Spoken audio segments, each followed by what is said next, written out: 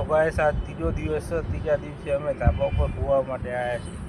જો મસ્ત પથારી થઈ ગઈ છે બધાની, અને આ બધા બેઠા જો, અને હવામાન મસ્ત છે. જો વરસાદ છે, અને આ બાજુ વરસાદ થાય છે. જો વીજળી થાય છે, કડાકા ભડાકા, અને થોડા ટાઈમમાં વરસાદ આવે એવું લાગે છે.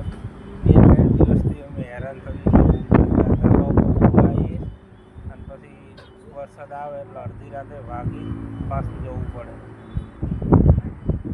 પરમ દિવસે બહુ વરસાદનો વાવાઝોડું આવ્યું. પરમ દિવસે અમે બહુ હેરાન થયા હતા, એટલે આજે પાછા અમે આવ્યા છીએ. તો જોઈએ હવે કેમનું રહે છે. બાકી હેરાનગતિ તો રોજ ઉપાધિ છે. આજે મારા બબુ સામું જોઈ રહ્યો છે. બબુ, એ બબુડી યાર, જો મી તો ગાંડો થઈ ગયો. જો ઉઘાડા ડીલે બેઠો. જો મીતા હાય કર, હાય. વિલોક છે વિલોક. જો આમાં પીછું બેન હાય કરો. આમ અરે હવે હાય કર, હાય. શું કરો છો એમ તો કે બધાય ને.